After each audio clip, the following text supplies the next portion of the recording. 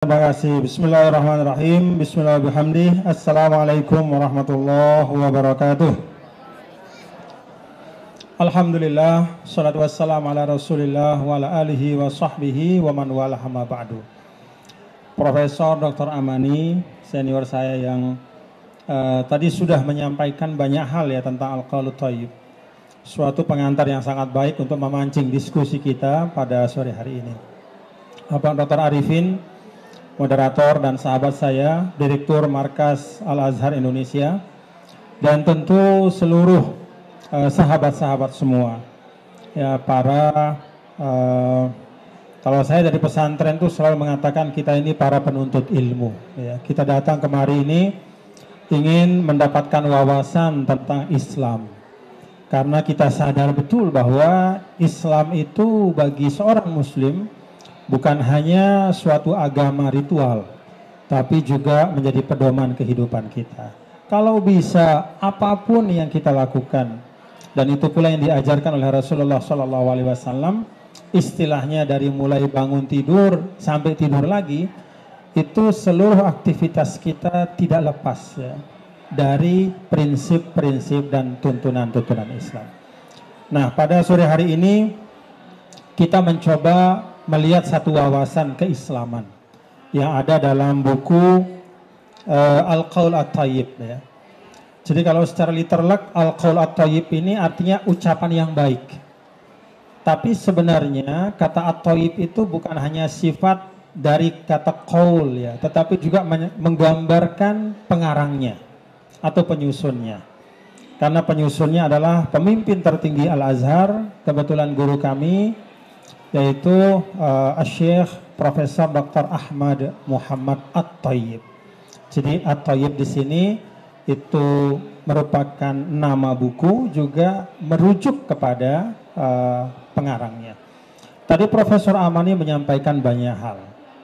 Saya karena bicara yang kedua, maka saya bawa garisan saja ya, saya garis bawahin aja. Pertama, ada pernyataan dari pengarang ya, Syekhul Azhar, bahwa buku ini mencerminkan gerak beliau dan ikhtiar beliau al-bahthu anis salam. Jadi beliau itu ingin mencari perdamaian ya. Apa sih yang mesti kita lakukan supaya kita mendapatkan perdamaian itu?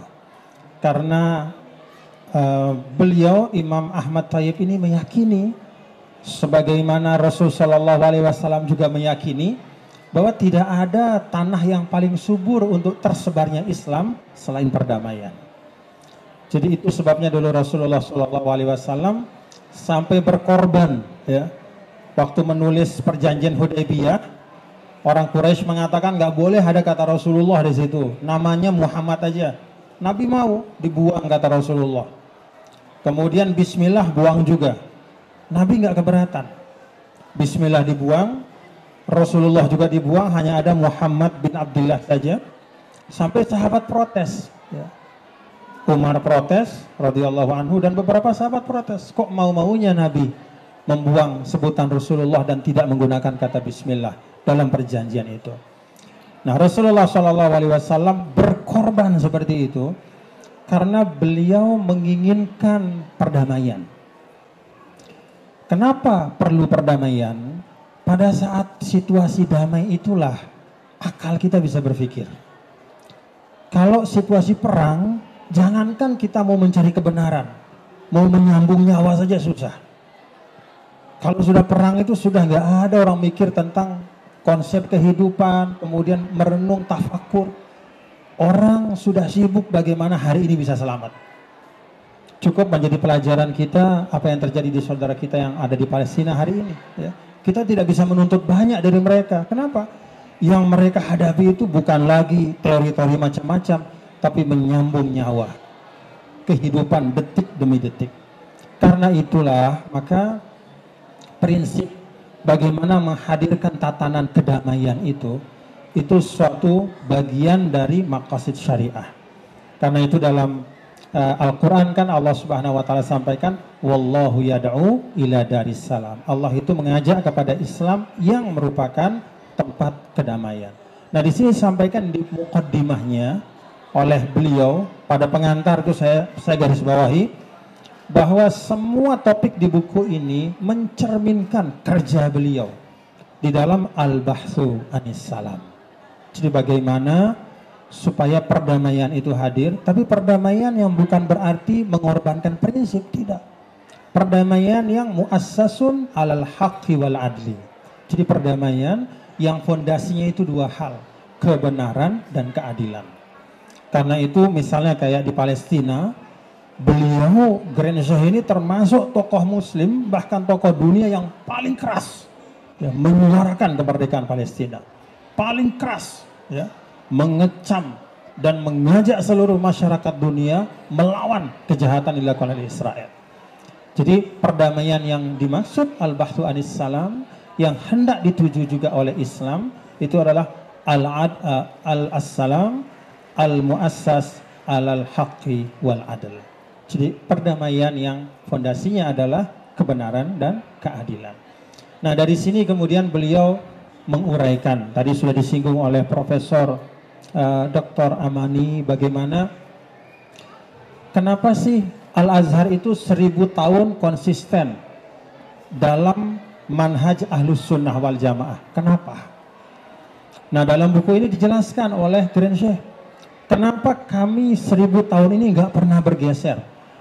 Mau ada badai ideologi, mau ada macam-macam ajaran, seruan-seruan yang sebagiannya radikal, sebagian ini, tapi Al-Azhar itu tetap di tengah.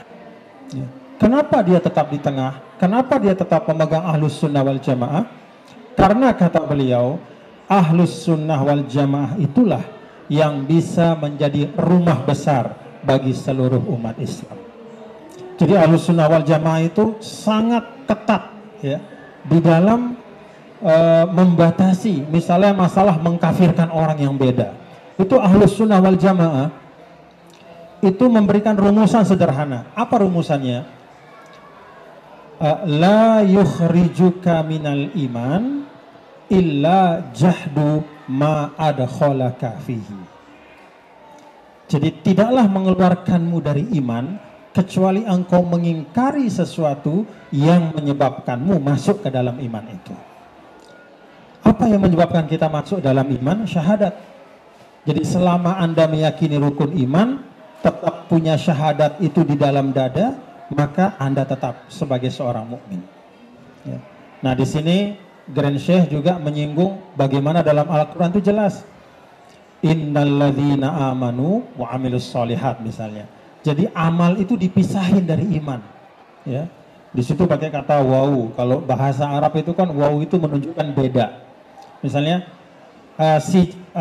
Pak Arifin sama Zainul Majdi datang. Arifin sama Zainul Majdi ini beda orangnya. Maka kalau bahasa Arab Ja'a Arifin wa Zainul Majdi. Jadi ketika dua kata itu dipisahkan dengan waw, maka makna dasarnya adalah dua hal yang beda. Maka ketika kita membaca dalam Al-Quran innalladzina amanu wa amilus salihat, maka konsep Ahlus Sunnah wal Jamaah hampir semua ulama bahwa iman beda dengan amal. Artinya apa?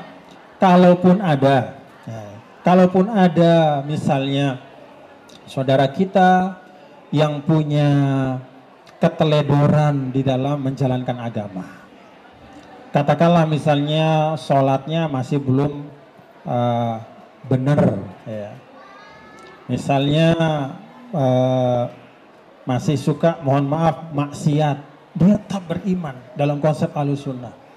Jadi kemaksiatan itu tidak menyebabkan seseorang lepas dari imannya. Kapan dia lepas imannya? Ketika dia mengingkari sesuatu yang menyebabkannya menjadi orang yang beriman. Nah inilah konsep Ahlussunnah wal Jamaah. Beda dengan beberapa kelompok lain yang mengkaitkan antara perbuatan dengan keimanan. Jadi kalau misalnya dia bermaksiat, ya bagi sekelompok tertentu namanya Khawarij, itu udah nggak Islam. Jadi halal diperangi, boleh dibunuh. Itulah yang menjadi salah satu warna dalam perjalanan sekian puluh tahun terakhir, ada namanya zohiratut takfir, fenomena mudah mengkafirkan.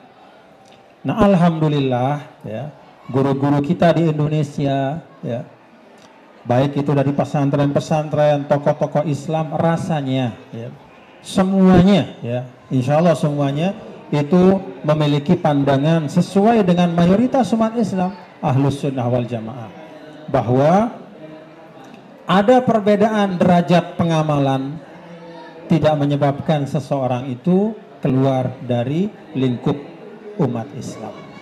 Nah, karena itu maka kalau kita memandang orang yang berbeda dalam pengamalan, maka semangatnya bukan menyalahkan kalau Ahlus Sunnah wal Jamaah, tapi semangatnya itu adalah an-nushu wal irsyad. Jadi pandangan kita itu bukan pandangan meremehkan, bukan pandangan mencela kata Grenche dalam kitab ini, tapi pandangannya kasih sayang. Seperti saudara kita, kalau kita lihat dia melakukan sesuatu yang kurang pas, bukannya kita tendang, ya, bukannya kita teriakin, bukannya kita tonjok, tapi kita tarik, kita rangkul. Itulah konsep Ahlus Sunnah wal Jamaah. Nah, ini kata Grenche penting untuk tetap dijaga. Karena itu kita kalau di Indonesia nih, misalnya kita bicara, wah kita perlu mengokohkan Ahlus Sunnah wal Jamaah, itu maksudnya ini, supaya kita antara elemen Islam ini bisa jaga persaudaraan, tidak mudah mengkafirkan, tidak mudah melabelkan sesat. Kalaupun ada perbedaan, maka semangatnya adalah untuk menasihati dan mengajak kepada yang baik. Itu yang kedua yang saya garis bawahi, mengapa beliau sangat kuat ya di dalam buku ini ketika bicara tentang bagian keyakinan, itu mengingatkan betul bahwa untuk kepentingan Islam, supaya Islam tetap bisa memberikan hidayahnya, berkontribusi untuk peradaban ke depan, maka mari kita jaga Ahlus Sunnah wal Jamaah ini. Karena inilah yang terbukti selama ratusan tahun telah mampu menjadi rumah besar. Ya. Rumah besar itu kan yang namanya rumah besar, kamar tidurnya macam-macam, beda-beda. Kita beda kamar tidur nggak apa-apa, tapi ada kamar keluarga. Di situ kita bisa berdiskusi bersama-sama, menyelesaikan masalah bersama. Kira-kira seperti itu terkait dengan manhaj ya Ahlus Sunnah wal Jamaah.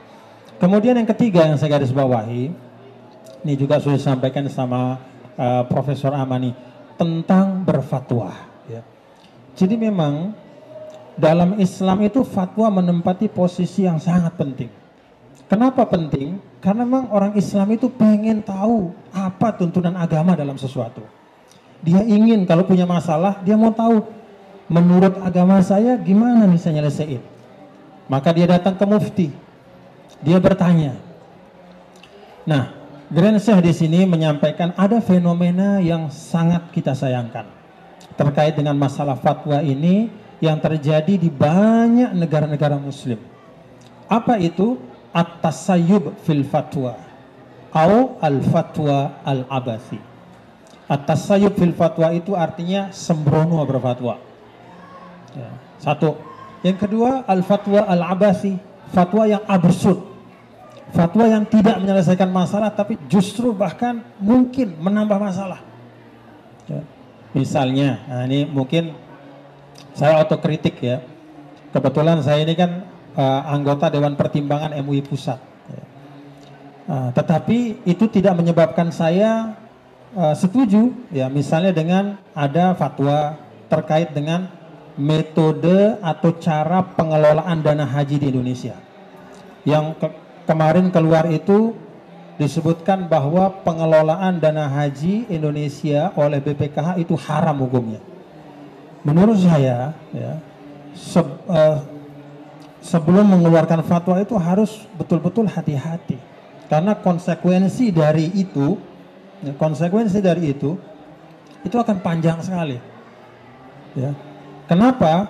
Otoritas untuk mengumpulkan dana haji cuma di pemerintah. Kalau itu kemudian tidak dianggap tidak syar'i pengelolaannya, lalu bagaimana jemaah haji kita bisa berangkat dengan tenang, dengan nyaman?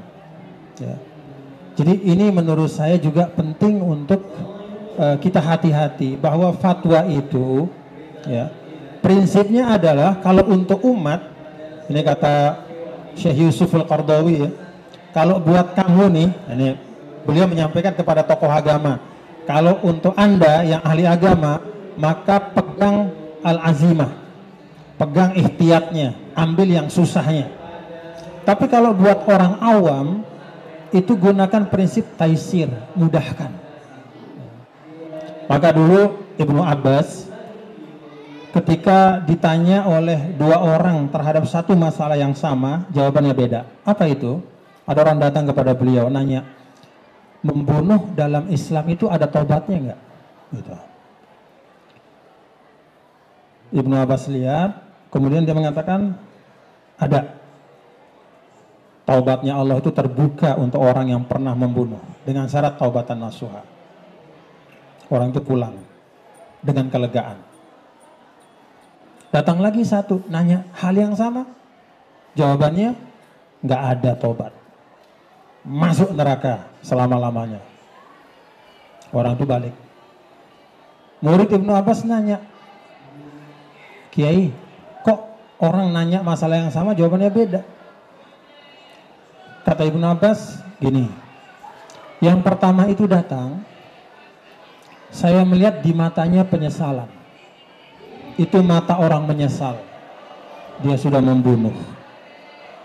Maka ketika saya lihat matanya ini mata orang yang menyesal, mata orang yang ingin mendapatkan solusi atas perbuatan buruk yang dia lakukan, maka saya katakan kepada dia, taubatnya Allah itu lapang, tidak ada yang bisa menghalangi, termasuk kepada seorang pembunuh.